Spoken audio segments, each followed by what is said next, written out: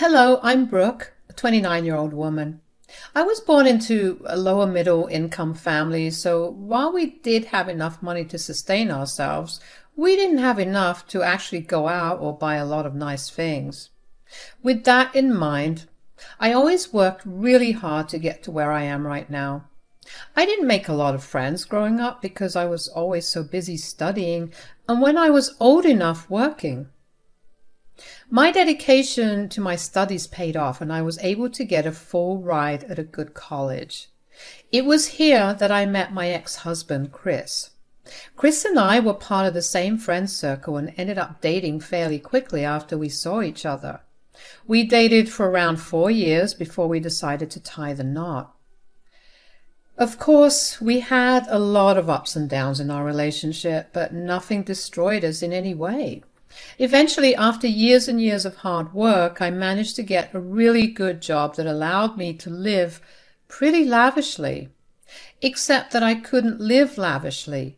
Chris didn't make as much as me, so I was stuck footing all our bills. Chris only paid rent and utilities sometimes. Even then, I loved him a lot and I was okay with it. We never had many fights and were living pretty comfortably. There was only one point of contention between Chris and me buying a house. I'm not going to lie that I have wanted to buy and own my own home. It's always been my biggest dream. In my head, the day I managed to buy a house was going to be the day that I knew that I made it. It would be the day that I knew just what I was capable of doing. Unfortunately, it wasn't time for that yet. Chris also shared my dream. He too wanted to own his own house and get to live in a place that he could truly call his own. We had many conversations about our dreams when we were dating, but while I thought we were on the same page about our finances, we were not. Chris was under the impression that we both made more than enough to buy the house. The thing is, first of all, Chris made significantly less money than me. I mean, he barely made half my annual income. And secondly, Chris had a terrible credit score.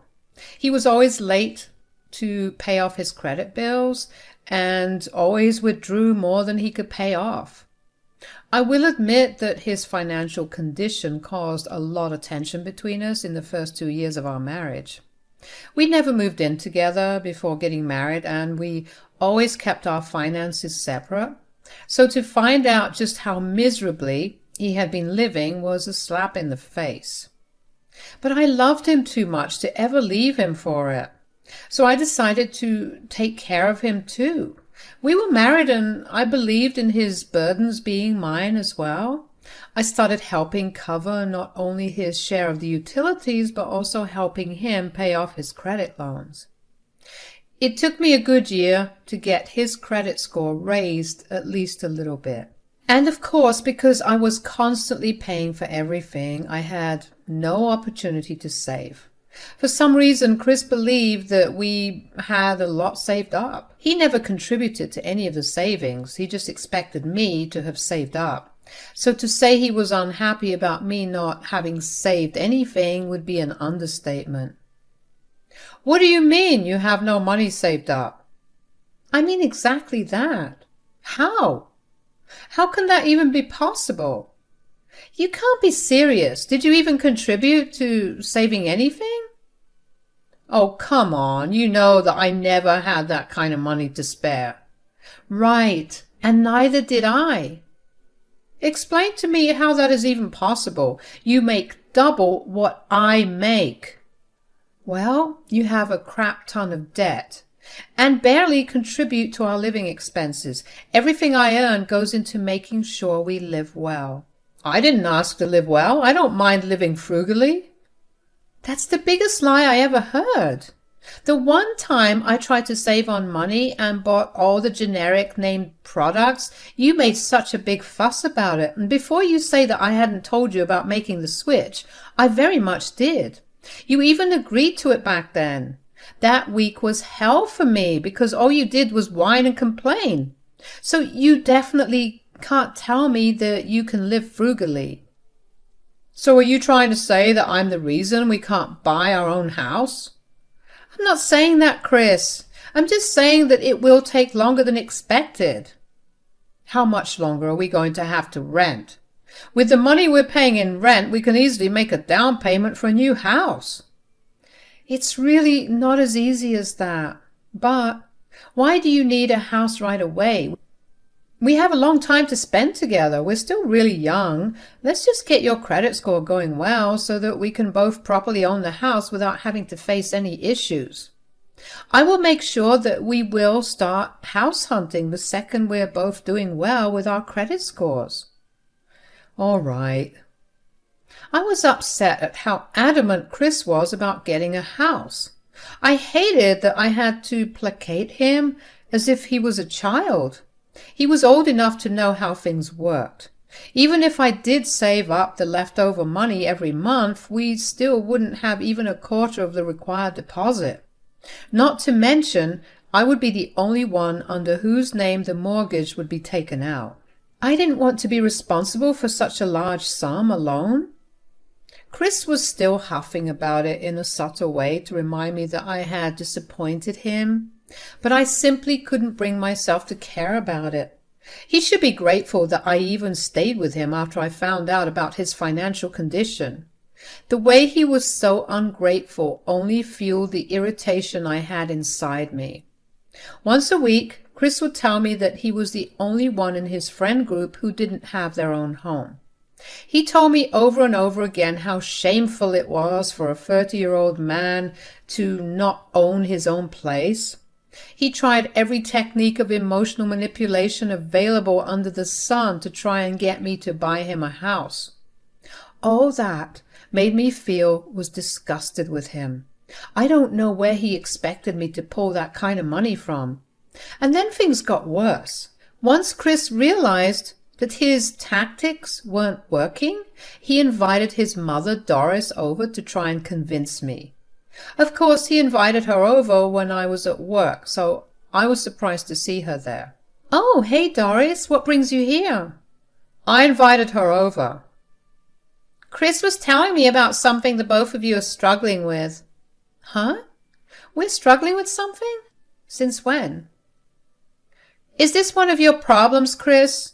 That she conveniently forgets things?" "No, that is not a problem. I'm simply confused because as far as I know, Chris and I aren't facing any issues." "Then why was he so upset about buying a house?" "Oh my God, Chris, you actually went crying to your mom about this?" "He is my son, and I have raised him well enough to come to me whenever he wants to." "I'm actually glad that you raised him healthily, but I didn't mean it like that. I simply mean that I thought that we arrived at a conclusion about this." "And what was the conclusion? That you'll make him wait another 5 to 10 years for him to finally own a house?" "If that's how long it will take, then yes." "How can you deprive him like this?" I don't know if Chris outlined the entirety of our conversation yesterday to you, but like I told him, I haven't saved up enough to even consider making a deposit. Even if I do manage to get a mortgage with his crappy credit scores, which I helped raise, by the way, I'd have to bear the sole burden of it. And why is bearing the sole burden an issue? Do you not love my son enough to go through with it? I love Chris a lot, but I'm not stupid. It's simply illogical to do that. Why don't I lend you some money, and you guys can get started on the deposit? I appreciate the offer, but I'm afraid that I don't want you to help me in any way. I want to buy a house with the money that I earn. If Chris wants to use your help, he's free to do so.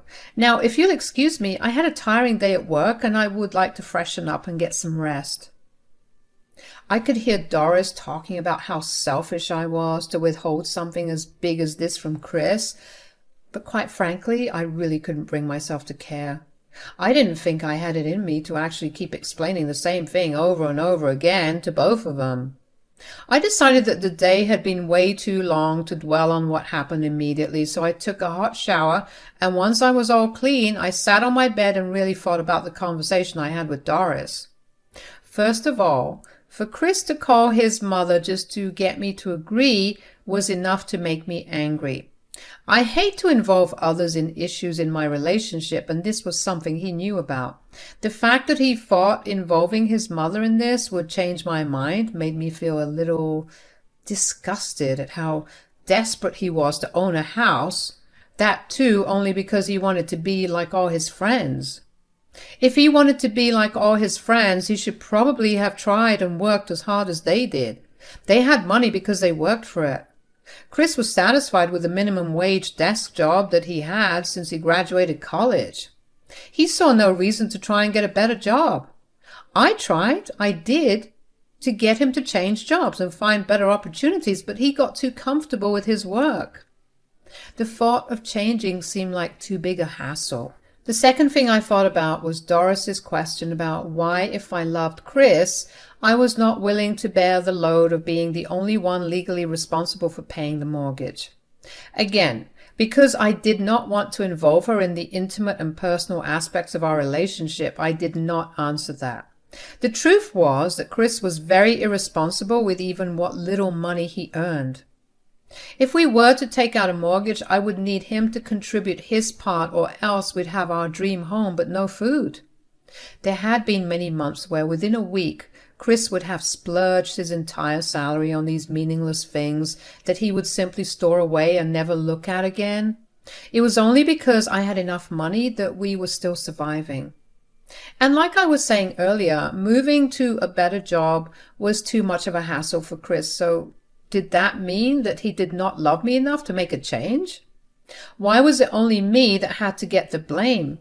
I saw no reasoning in that argument of hers, but even if I told them all of this, I knew that they would have found one way or another to turn it back around on me. There was no use arguing with them because it truly felt like talking to two walls. That night, Chris texted me and told me that he was staying with Doris for the night. He told me he expected an apology from me to both him and his mother. Of course, I wasn't going to do that. I had nothing to apologize for. If anything, they should be the ones apologizing for putting me in such an awkward position where I was purposely being painted as a villain. I called my best friend Willow over because I felt like I was actually losing my mind over all of this. I needed someone to tell me that I was not insane. When she came over, I gave her a gist of what had happened. What is wrong with the both of them? I honestly don't know. When both of them kind of just ganged up on me, I really felt like I was committing some crime, but not giving them what they wanted. Oh, sweetie, no, you're perfectly sound in your reasoning. Right? If Chris had even waited a year, just enough time for me to save a good enough amount, I wouldn't have to be here. Why does he want his things right then and there? Has he always been this way? Now that I think about it, yeah. It was either he got his way or I had to deal with his tantrums. That's not healthy. Did you talk to him about it? I did at the start of our relationship, but that clearly did nothing. I guess I learned how to deal with it. This, however, is not just something I can deal with. Well, what happens when he doesn't get what he wants? He either sulks for days, and I have to make it up to him in some grand gesture, or he gets what he wants somehow.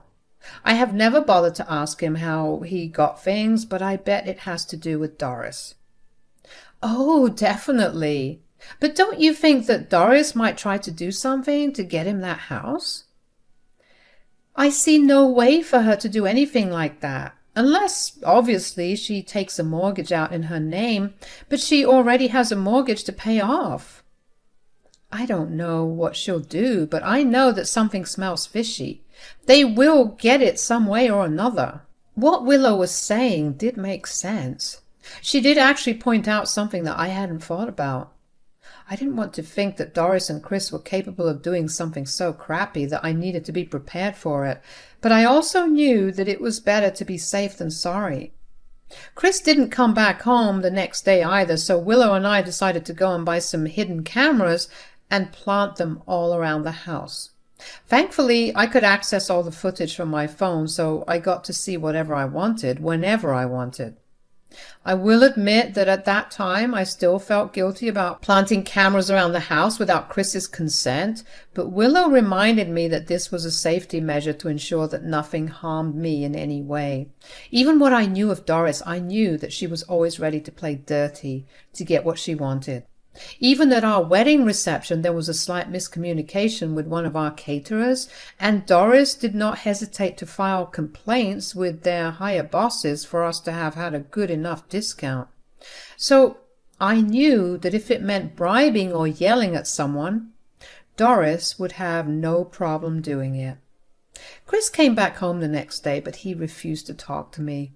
Of course, I didn't want to talk to him either because I had no reason to cave in at first. And that was how it was for the next few days. Chris slept in the guest bedroom and avoided me at all costs. I did notice one thing, though, and that was the fact that Doris seemed to be coming over a lot more. Initially, I only heard him talking to her on the phone a lot. I tried to watch the camera footage, but Chris barely said much during those calls and seemed to only be listening to whatever Doris was saying. When Doris did come over, the two of them would lock themselves in the guest bedroom for hours and discuss something in hushed voices. So I obviously went over the footage of the camera to see what was going on in there. Most of the days, they were only talking smack about me. It hurt to hear Chris talk about me so rudely, and like he didn't care about me at all. It put things in a different perspective to me, and I guess I knew at that moment that I wanted to get out of our relationship. There was one conversation of theirs that really caught my eye. "So, have you spoken to her?" "No, why should I? She hasn't apologized to us." "That's good. You should never give in, or she'll think that she has all the power." "I just don't like this, though. I didn't think we'd ever be this way." "Oh, honey, some people only show you their true colors after you marry them. They know that once they've got you, there's no reason to keep being the way they were." That's so messed up. I'm not even asking for anything big. I just want us to stop paying rent and live in our own place. "Oh, I know. I was in the same position with your dad." "Really? What did you do?" "At first, we fought a lot, just like you and Brooke right now. But then I tricked him." "Tricked him?" "Oh, yeah. And I'll do just that with you." "What do you mean? What kind of tricks?" "Just wait until tomorrow. You'll understand everything. You just have to promise to do whatever I say. If you do what I say, you'll have that house that you want." "All right. I'll do whatever you want." My heart raced at the thought of me being right. I knew that Doris would do something, but even after watching the recording, I didn't know what exactly. Just like Chris, I too had to wait to find out what her big plan was going to be. The next day, however, I was completely swamped by work, so I had no way of monitoring what was going on at home. By the time I got back home, I was so tired that I was just ready to fall asleep. That was when Chris walked into the door all happy and sat down on the couch next to me. He pulled me into a hug, and I was so confused by his shift in behavior. Then I remembered that something must have happened for him to be this happy. I made an excuse about needing to wash up and ran back to our room. I quickly looked at the recording and realized that Doris had forged some documents to get Chris the house. I looked through my bank accounts and realized that the mortgage had been taken out in my name. She had Chris forge everything and potentially ruin my credit, all because Chris wanted something. I was furious, but I knew that it was too late in the night to get anything done. The next morning I took a day off work to find a lawyer. I updated Willow on everything, and she accompanied me. We filed for forgery and got all the legal things worked out. When I went back home, Chris still looked like he was on cloud 9. Doris was also there, and she looked smug. "Brooke, you didn't go to work today?" "No, I needed to get some things sorted out." "Oh, what is it?" "Chris, tell her the good news." "What good news?" "We're getting a house." "How is that even possible?" "That doesn't matter. Mom found a way to make it happen." "Right, by forging documents in my name?" "What?" "Don't even try to play dumb right now. I know about what you guys did. How did you even think that something that stupid would work? Look, all that matters is that we will soon have our house. Did you really want a house so bad that you were willing to commit a crime for it? How fragile and big is your ego? I just want us to have a good life. If that's an issue, then you have some things to work through. Accusing me of having a fragile ego is unnecessary. Forget that, but I am accusing you of committing a crime. What do you have to say about that, huh? Saying that you wanted a better life for us is not a justification a judge would like to hear. Whatever. There's no way for you to prove what we did. Really? I pulled out my phone and showed Doris and Chris the recording of their conversation. They both went pale and looked at me in panic. I just smiled at them and told them that I had already spoken to a lawyer who had helped me press charges against them. I told them that they better lawyer up fast. I then packed a bunch of my things and made my way to Willow's house. From there onwards, I was in court every other week. Chris and Doris tried to villainize me, but that was still no reason for forgery. Surprisingly, Chris tried to claim that he had been coerced by Doris into signing the documents. However, that didn't play out so well, considering there was no threat made by Doris against him. Since this was Doris's second time committing forgery, she was sentenced to 7 years in prison, whereas Chris was sentenced to 2 years. I couldn't believe that I knew and interacted with actual criminals. That's always a weird thing to think about. But I managed to get my credit score back up and managed to have the loan against my name cancelled. I also broke the lease of my current apartment and moved in with Willow until I can get back on my feet. It's been a few months and I'm still reeling about everything that happened. I hope that the time that Chris and Doris serve will enable them to actually reflect on their behavior and learn from it. I also filed for divorce and managed to fully and finally free myself from this toxic relationship. Things are looking up for me and I'm slowly getting over all the heartbreak that comes with the end of a relationship. Thank you for listening.